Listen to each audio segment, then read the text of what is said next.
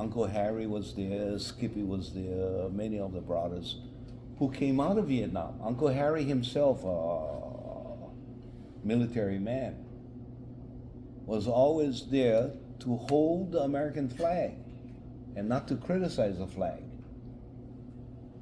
So when I introduced the topic of decolonization, in other words, get the Yankees out of Hawaii because they have no business here. They stole.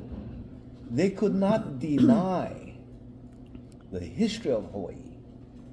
And when you talk about Liliuokalani and what she said, they had to admit, yeah, that's true. But when you talk about getting the Americans out of Hawaii and sovereignty, they were against it. They had a hard time tearing that uniform off. And I too came out of the Air Force. But only until we confront these issues, we come face to face with it, and we begin the discussion and the education. That's why in the Hawaiian culture we talk about kuka kuka, discussion. And the discussion will elevate the issues and let us see what is really before us. Then we can take a look at analytical frameworks like this. But if we only focus on the action itself and why they should stop the bombing of Kaho'olawe and that's it, the discussion shouldn't go beyond that,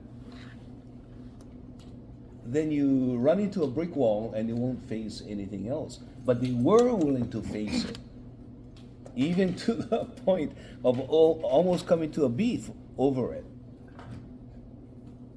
And so today PKO is different.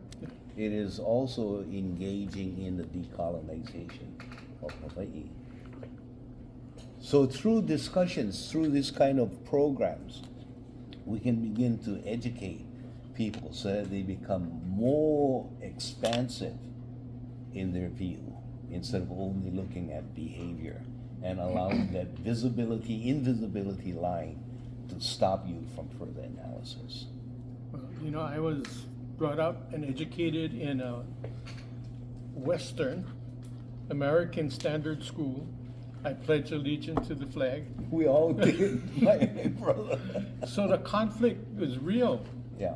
And when I first heard you speak, that brother's crazy.